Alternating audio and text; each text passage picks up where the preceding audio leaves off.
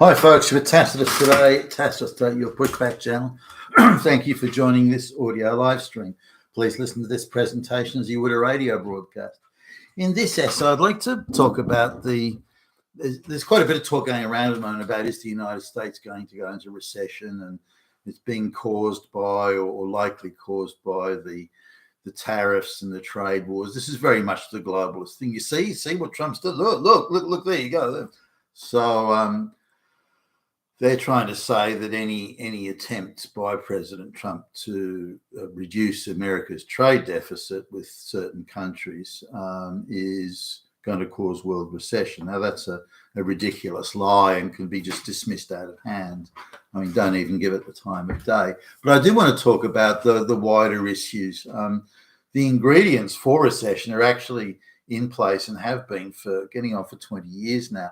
It began with in the George W. Bush Middle East wars forays, where the idea would be to debt fund the whole war without increasing interest rates, because if the government goes in to take money out of the system to fund warfare, even though it was a limited war, that still puts a lot of pressure on available funds, which cause interest rates to go up.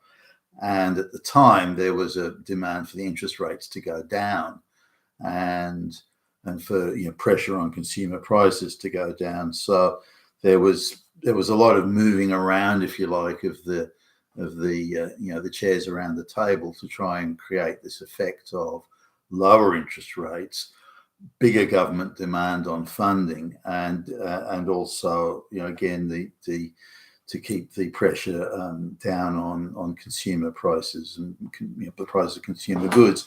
So this is sort of where it kicked off. The ingredients were already moving into place for a type of recessionary thing, but they really kicked off big time. Now the components on the table are that it's a wildly overvalued real estate, residential real estate, not so much in office, but that too, but residential real estate in particular.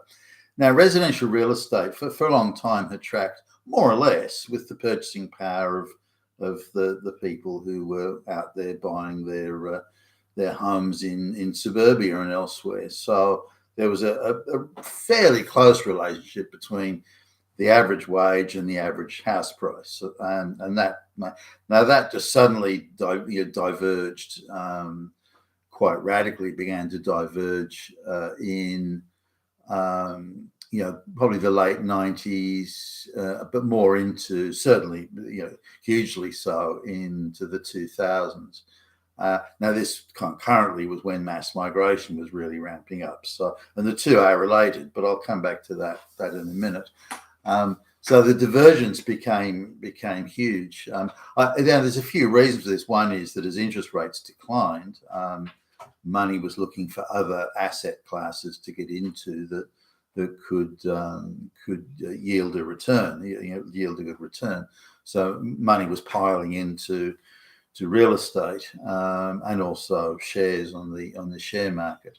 So the divergence between purchasing power of the average wage and house prices just went out the window. So as I think I've mentioned, a house that in Sydney, for example, a house that would have sold for $400,000 in 2000 will sell for $2.5 million plus today, and it's not in a salubrious suburb. It's in what used to be a fairly working class suburb, but say it's about bang on in the middle of the middle class type thing, not the tree-lined street or the great schools or anything like that, but on a busy-ish road, and $2.5 million for a 3-bedroom house. Now, what?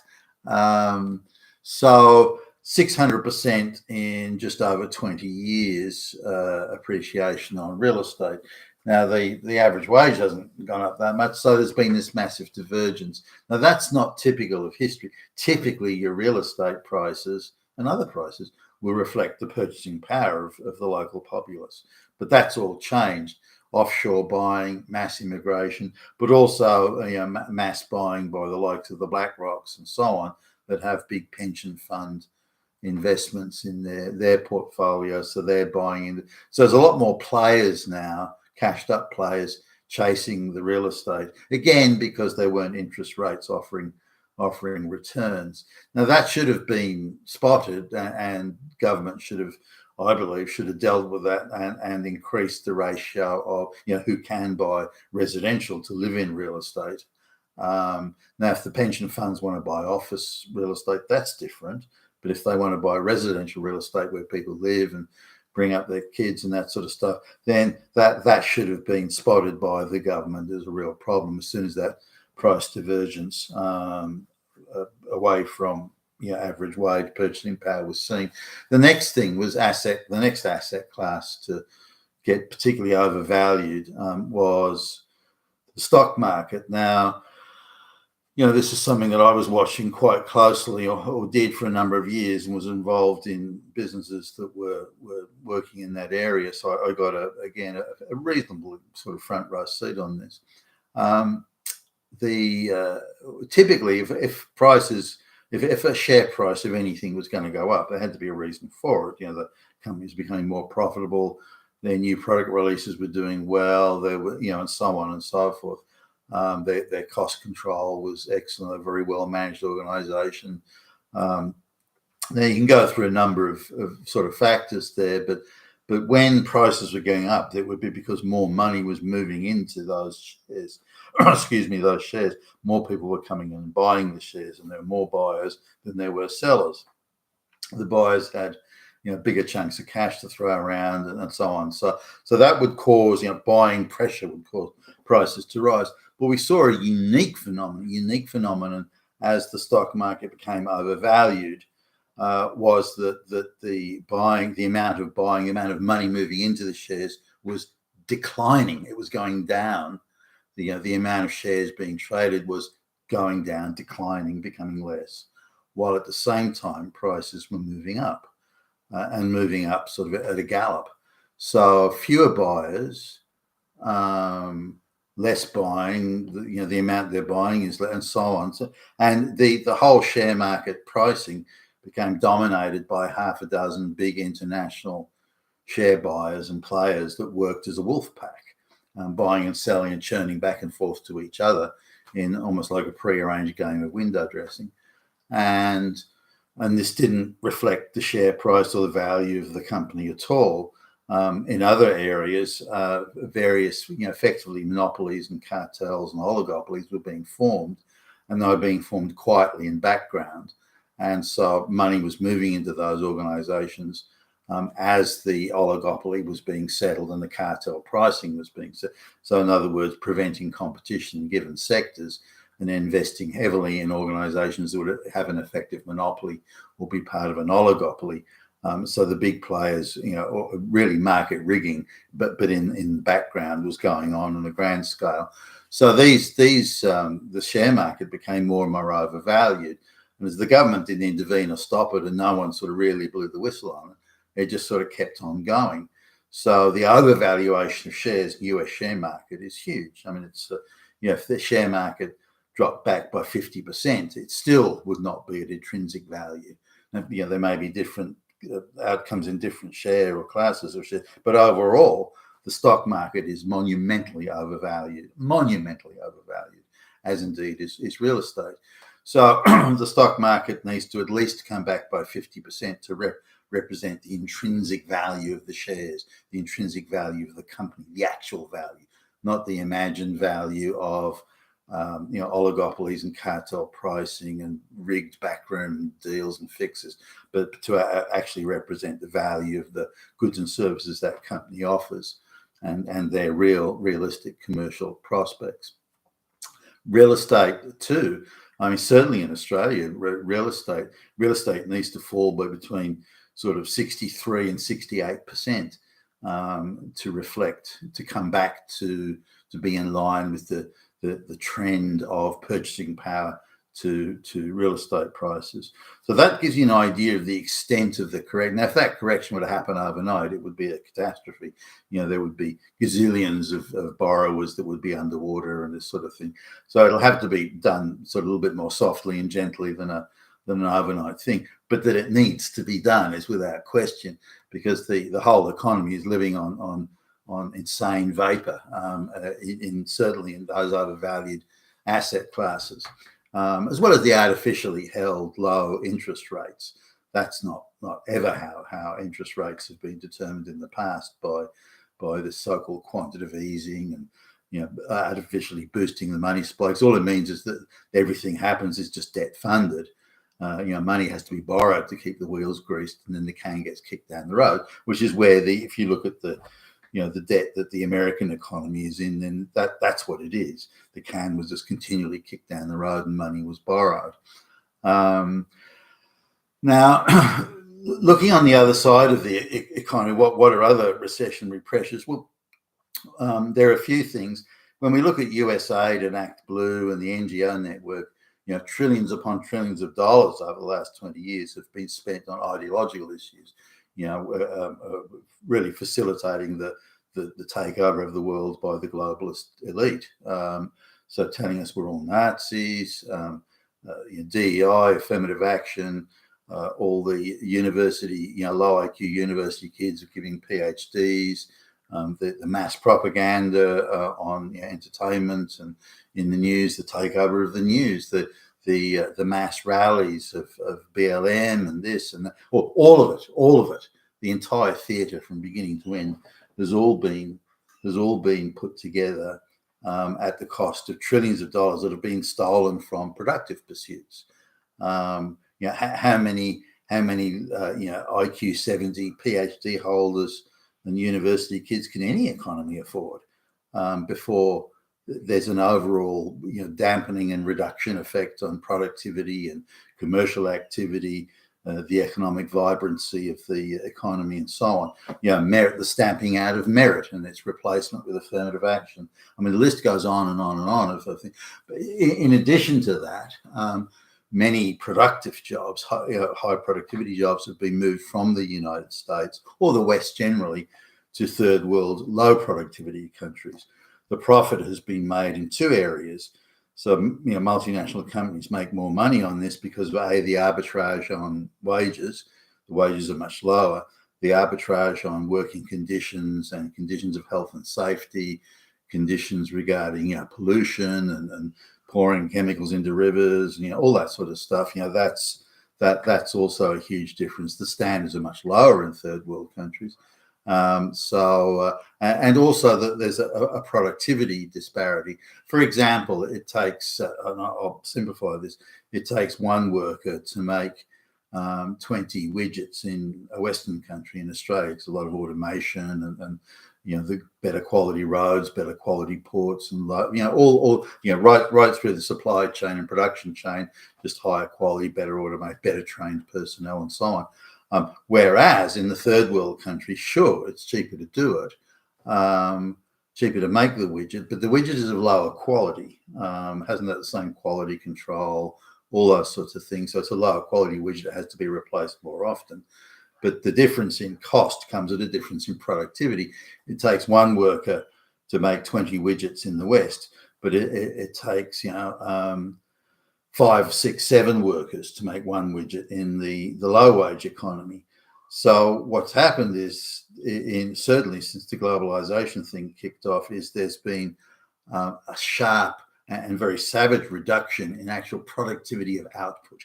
So manufacturing output, the goods you can get out the door, to the amount of workers and so on that you need to employ to manufacture those widgets and ship them out the door, compared to the third world country or the cheap wage country that needs many more workers to do it and is much less productive. So that's a huge productivity deficit, even though funds employed are getting a higher return for the multinational, again, because of the wage arbitrage, lower standards on health and hygiene and safety and chemicals in the river and so on. Yes, so those are the differences. So productivity has been sacrificed in return for on the basis of arbitrage returns on wages and so on between first and third world. So this is a very important distinction to make, and this productivity deficit that I've spoken about a number of times before is something that will need to be made up. That there'll need to be a correction where low productivity, but higher profits because of wage arbitrage, low productivity is going to be replaced by higher productivity. But what it means, what the lower productivity regime means or translates into is that it's the downhill slide on the whole concept of manufacturing and merit-based economy is productivity. So there's a lot of complaints in the Western world that well, productivity is not high enough. That's why we've got cost of living is out of control. So, no. That's being forced on the Western populace. Nothing organic about that at all. And to see that the Western worker from lower productivity wages are in the doldrums, okay, I accept that. But if you look at the C-level executives in the West, their wages have increased by 150-fold over the last 50 years. So they're immunized from all this sort of lower productivity and just pay themselves higher and higher wages. This is the globalist elite we're talking about here. So they're completely immunized from the effects of what they're doing, whereas the worker, having the high productivity manufacturing jobs and so on taken away from them, only has the lower productivity jobs of the service economy. Now, service economy can never deliver productivity returns even remotely like the returns that are manufacturing. Because in manufacturing, you have set parameters. So, okay, we're going to make 100 widgets today. How do we do that the most efficiently? And you can control, you can reduce the variables to be almost nothing in order to achieve that high productivity outcome. Whereas you try and do that in a service industry, say a retail shop or something like that, you don't know when customers are going to come in, how much attention they're going to need, how much they're going to spend. Maybe you spend an hour with a customer that buys one $10 item. How do you achieve productivity in those? It rains today, no one comes in. It's too hot today, no one comes into your shop, and so on. So the amount of variables is almost infinite in a service setting, such as a retail store. And you have some controls. You can have hot specials or something like that. But the bottom line is you cannot control enough of the variables to ensure or measure or budget for a certain productivity outcome. So it's always a low productivity, always low productivity. Now you can make sacrifices and say, well, look, why instead of having 3 staff on, we'll just have 1. But then you pay for that in other ways. People come in looking for service, can't get it, they walk out and they'll go somewhere else. How do you measure that loss? So loss of income versus productivity versus funds employed versus services offered. Again, you come back into this mix of variables. So the West has got rid of its high productivity work and replaced it with low productivity work that understandably pays a bit less. But that's been forced on the Western populace. Nothing organic or natural about that at all. Now, on the other side, has this transferring of Western jobs to the third world, has it created a bigger world economy? Well, the argument that the globalists put forward is yes, because they say, well, look at the amount of world trade they got, but is it profitable world trade? Or is it, as President Trump's pointing out, is America just running massive deficits in order to help China become rich or richer or something like that? Is China becoming rich through its own organic measures? No, it's not. It's any riches it's getting is just through transplanted manufacturing from the West to China. What has China done for that other than have cheap wages? Nothing. So China hasn't organically or naturally built its economy up at all. Far from it. Nor is any third. I mean, look at all the job growth in India and all the activities, been sending call centers and programming work, coding work to me. That's what the Indians have done or produced or created. Nothing that justifies that. So where funds were employed in high productivity settings, such as merit-based productivity work in the West, which would involve a lot of automation and so on, then that's the best way, most effective, efficient way to spend the money. It also has the lowest effect on inflation. And again, this is an important issue. And but is the realignment and the movement of jobs back to America, which President Trump is attempting to do, high productivity manufacturing jobs, is that a good thing? Yes, it is. Is revaluing real estate so it represents the purchasing power of the local US population? Well, yes, that is a good thing. Why would anyone suggest otherwise? is that excuse me, the revaluation of the stock market so that it represents true value of the shares. Is that a good thing? Of course it is. The fact that we've let all those things get out of control, those are the ingredients for a recession. And they've always been there. And the only way to delay the recession was to just borrow more and more money and kick the can down the road. President Trump wants to put an end to that. And let's see where it goes. You've been fantastic today, your pushback channel. Thank you for listening.